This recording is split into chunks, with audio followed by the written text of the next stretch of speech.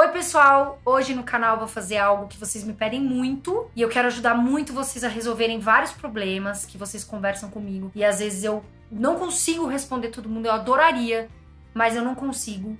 Então eu trouxe uma pessoa que vai ajudar muito vocês em várias perguntas que vocês têm dúvidas. Pessoal, esse aqui é o Dr. Luiz Dickmann, ele é o meu psiquiatra.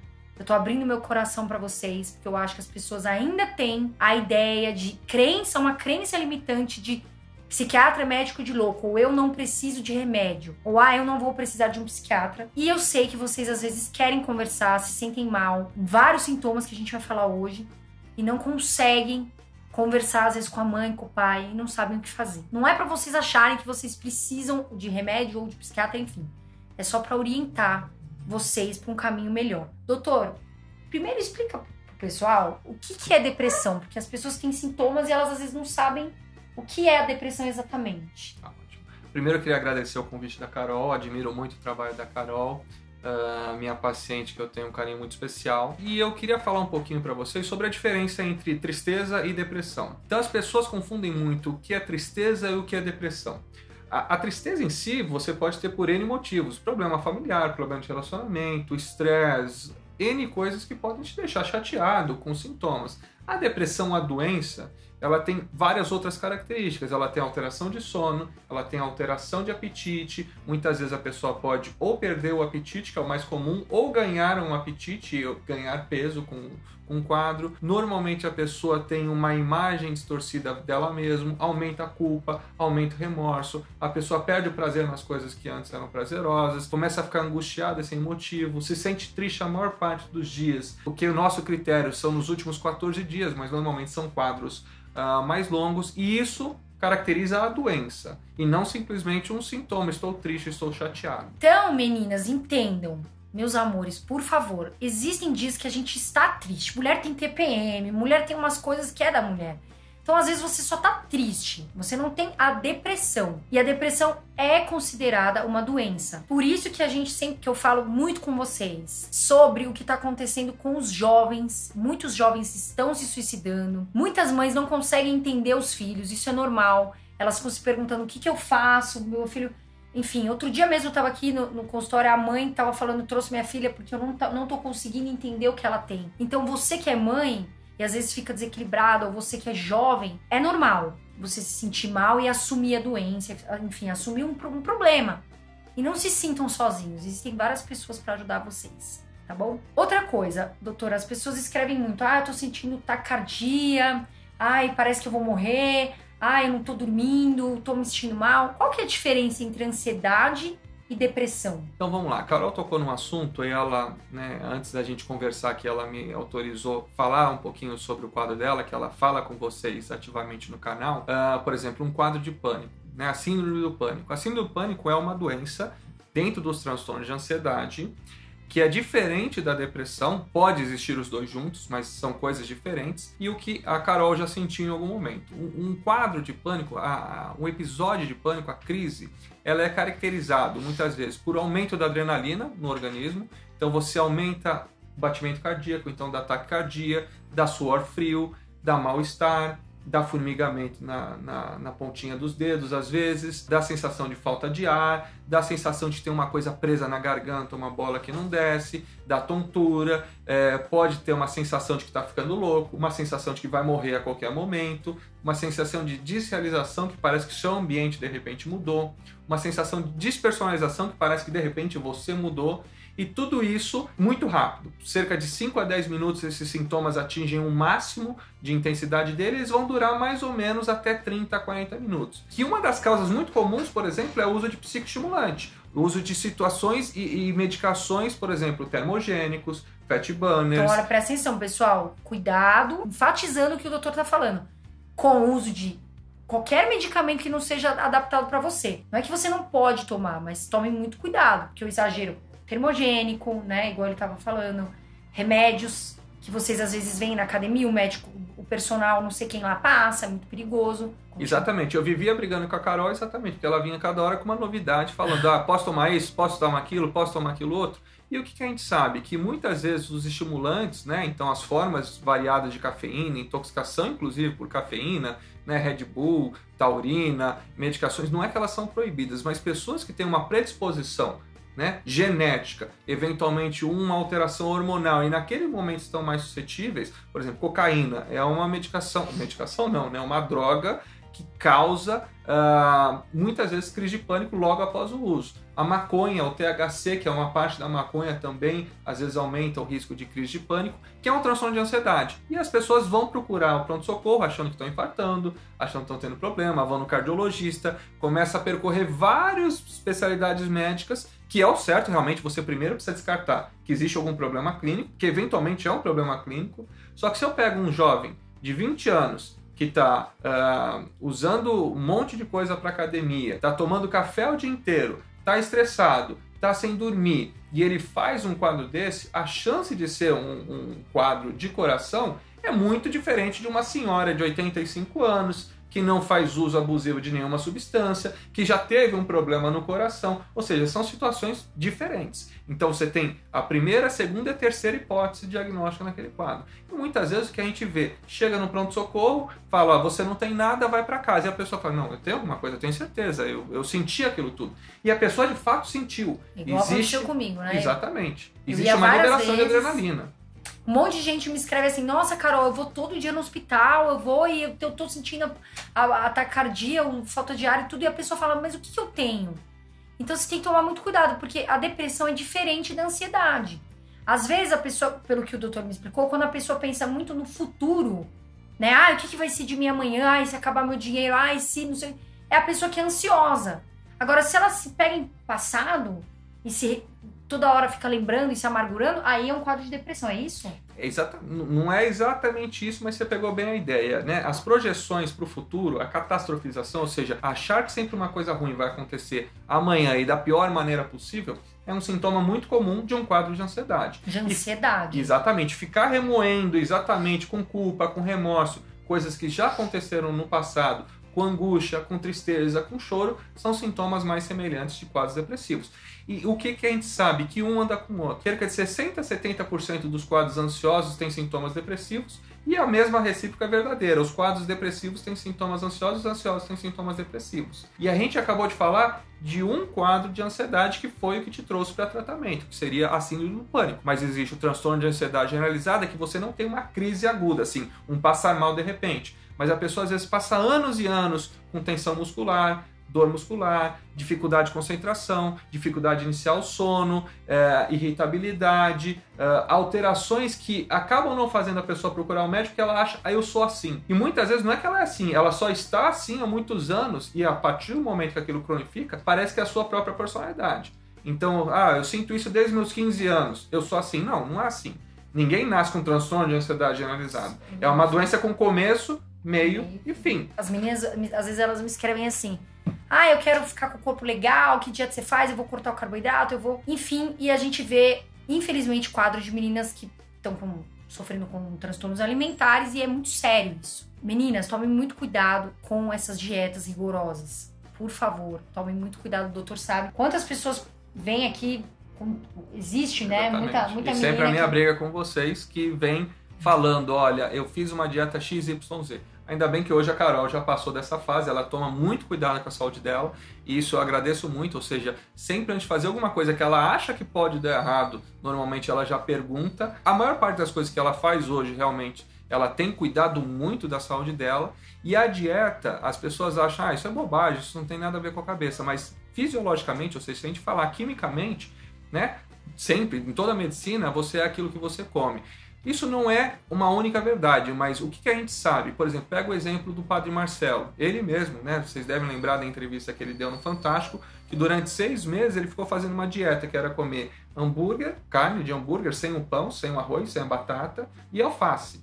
Perdeu 80 quilos e ganhou um quadro psiquiátrico junto, né? Teve uma depressão grave, que ele escreve no livro dele, né? Pensamentos extremamente ruins. É só a dieta? Não, a dieta com certeza foi, né, o iceberg ali, aquela pontinha que fez com que o quadro se iniciasse. E essas dietas de restrição muito grande de carboidrato, então Duncan, Atkins, Low Carb, Ravena, não é o problema da dieta em si, mas o problema da radicalidade da dieta. Toda vez que você corta muito abruptamente alguma coisa, normalmente a gente tem um problema. Então tem hoje comparações, estudos científicos entre dieta low carb, que é baixo carboidrato, com low fat, que é baixa gordura. Não é que uma dieta é ruim ou ela é boa. As dietas boas são dietas feitas com moderação, ou seja, você vai diminuir a ingesta de calorias de uma forma equilibrada. O que a pessoa pode fazer para se tratar? Porque às vezes a pessoa fala, eu sinto tudo isso, mas eu não vou no psiquiatra, eu não quero tomar remédio, eu acho que psiquiatra, ainda existe essa crença que é ignorante, de psiquiatra é médico de louco, nanana. O que ela pode fazer para tratar?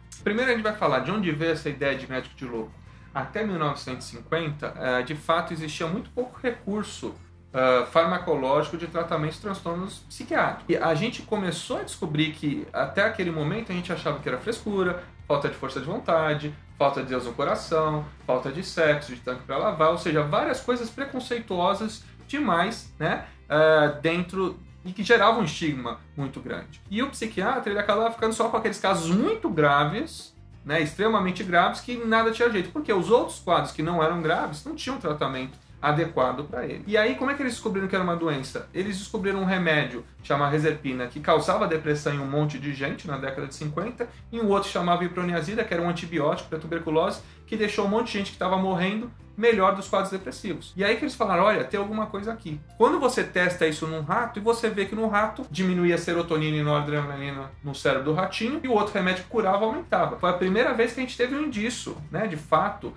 químico, que existia uma doença por trás daquela alteração, e que não era exclusiva do ser humano. Se você pegar um cachorro e tirar dele o dono, ou você separa o filhote da mãe de um macaco, de um ratinho, de um cachorro, isso é um dos modelos de depressão. E aí você tem alteração neles. Eles comem pior, eles dormem pior, eles não se alimentam, eles não têm uma copulação ficam felizes, exatamente, né? Se isolam. E aí o que você faz para conseguir se tratar? Primeira coisa, a gente fala, a sua vida tá no caminho certo, você tá fazendo as coisas adequadas, a quantidade de sono que você tem é adequada. Então, por exemplo, você pega uma pessoa que troca o dia pela noite todo dia, né? Todo dia, 6, 7 da manhã ele vai dormir e acorda 2, 3 da tarde. Isso não é o ciclo normal do ser humano. O ser humano é um mamífero que não nasceu para fazer isso. Não é que fazer isso uma vez ou outra vai ter algum problema, mas tem pessoas que vivem isso, assim. Tanto é que pessoas que trabalham, por exemplo, à noite ganham um adicional noturno de insalubridade também. Por quê? Porque você está sacrificando a sua saúde. Então, dormir bem, se alimentar bem, ter uma vida dentro do possível com uma rotina estruturada, tudo isso ajuda. Para quê? Porque aí vai sobrar os outros fatores. O que causa doença psiquiátrica, a gente sabe hoje? Estresse, genética, hormônios, né? Então, mudanças hormonais, as mulheres, coitadas, sofrem muito mais disso. As mulheres, eventualmente, dependendo do quadro, né, alguns transtornos de ansiedade, têm 2 a 3 vezes mais transtornos durante a vida fértil, ou seja, durante a primeira menstruação e durante a menopausa. Por quê? Porque elas sofrem alteração. Então é TPM, pós-parto, menopausa, gravidez, uso de pílulas anticoncepcionais, uso daqueles chips hormonais, ou seja, todas essas variações hormonais que podem acontecer no homem também, mas são muito mais frequentes nas mulheres, fazem com que elas virem uma montanha-russa. Eu estava assistindo uma entrevista do Jorge Pontual, que sofreu 40 anos com depressão, e a gente sabe o quanto ele é respeitado. E não só ele, outros famosos já abriram, que tiveram síndrome do pânico. Tá aí o padre Fábio de Mello, Marcelo, o próprio Marcelo, que ele falou,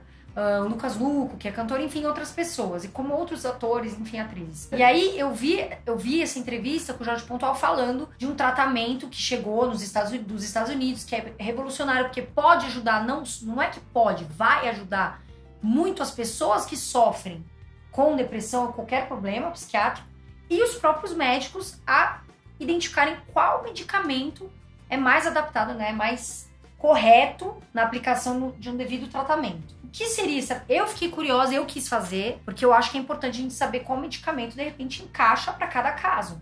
Então, isso é uma coisa, é um assunto que depois que o Jorge Pontual falou, né, foi uma revolução, muita gente perguntando o que era, como que funciona, se é a solução dos problemas. Então, primeiro ponto, isso não é a solução de problema, isso não tem a ver com diagnóstico, com falar o que você tem ou o que você não tem, isso depende de uma avaliação bem feita médica, não necessariamente com psiquiatra, pode ter outros colegas de outras áreas que podem avaliar, e isso que o Jorge Pontual está falando, que é o exame de farmacogenética, genotipagem de algumas substâncias, enzimas e coisas relacionadas no nosso DNA podem predizer uma resposta a determinado tratamento. Então, O que eu quero dizer com isso? Que não é uma coisa que lançou esse mês ou mês passado, já existe há algum tempo, vem se desenvolvendo ao longo dos últimos anos. É uma área da ciência que estuda a relação entre o DNA e a resposta a determinadas medicações. E não é a psiquiatria a primeira a usar isso. Então isso começou na oncologia, a área de câncer. Então vocês devem lembrar de outras áreas, por exemplo, muito falado foi a Angelina Jolie, quando fez o gene BRCA2, ela tinha uma alteração, tinha história de câncer de mama na família, e aí o que ela fez? Ela tirou, né, a tecido glandular da mama, tira o miolo e deixou silicone, ou seja, fica bonito, e ela diminuiu o risco dela de câncer, né, normalmente 92%. Então não é a mesma coisa, tá? Mas o que as pessoas falam, então eu quero fazer esse exame porque vai ser a solução dos meus problemas. Uma coisa que eu gosto de deixar claro é que esse tipo de exame, na prática mesmo, o que ele faz para mim, né, eu que já gosto muito da tecnologia, uso, ele serve para eu errar menos. Não é para eu acertar necessariamente, mas eu consigo avaliar genes de metabolização, se o remédio ele é bem metabolizado ou não. E aí eu já sei de antemão se aquele remédio que eu vou utilizar, ele já tem uma alteração naquele gene, para que eu vou utilizar aquele e eu não utilizo um outro primo dele. Então, na prática, o que eu falo para meus colegas psiquiatras quando eu vou dar aula sobre o assunto, que esse tipo de teste me ajuda a não correr um caminho que eu já sei que vai dar errado. Mas não quer dizer que o outro caminho é o certo. Por quê? Porque eu posso ter um gene que eu ainda não descobri, que ainda está em pesquisa, e que ele vai falar que aquele remédio que está numa lista teoricamente boa, ele não é bom.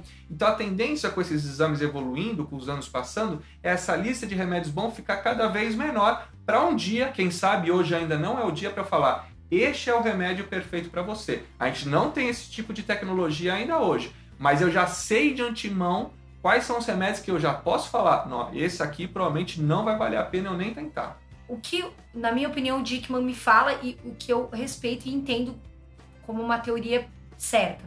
A maior solução está dentro de você. Você tem que buscar coisas que te façam feliz. Hábitos saudáveis.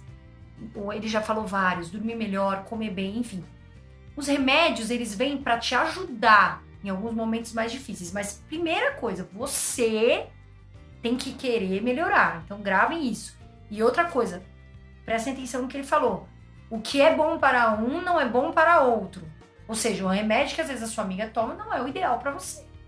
Então isso que vocês têm que pôr na cabeça. E nem todo mundo vai tomar remédio, e esse tipo de exame é feito para quem tem que utilizar alguma medicação. Não é para diagnóstico. Então, eu vou fazer um exame, eu vou saber o que eu tenho. Não, isso quem faz é um bom médico na frente da pessoa com o diagnóstico correto. Então, nada vai tirar da medicina uma boa relação médico-paciente e uma história bem feita. Tá? A história bem feita, você vai resolver quase todos os problemas com um bom exame físico, psicológico, e isso, mais uma boa interação, isso resolve quase tudo. Então, esse é o pilar da medicina. E um bom psiquiatra, porque o Dr. Luiz Dickman, ele me responde, a hora que for, ele entende a pessoa, eu saio daqui, às vezes, eu venho triste pra cá, triste. Eu saio feliz depois, porque eu falo, meu psiquiatra me deu uma luz. Obrigado pelo porque ele consegue entender você de uma forma que você tá procurando uma resposta. Então é isso, meus amores. Por hoje é só. Qualquer dúvida, qualquer comentário que vocês tenham, enfim. O doutor tem canal, né? Tem um canal psiquiatriapraleigos.com, que é um canal do YouTube também, e o Psicofarmacologia no Papel, que é um canal um pouco mais técnico, voltado para os médicos e pessoal da área de saúde, ou quem é muito curioso. Ou aqui é muito curioso, mas você jovem, sei lá, mãe, ou grávida, ou enfim, vocês têm todas as informações e a gente quer sempre ajudar vocês. O que vocês precisarem de mim, eu estou à disposição. Eu abri meu coração e vocês também podem abrir o de vocês. Tá bom, gente? Um beijo de luz, fiquem com Deus. Muita saúde, muita alegria para vocês. Obrigado, Carol.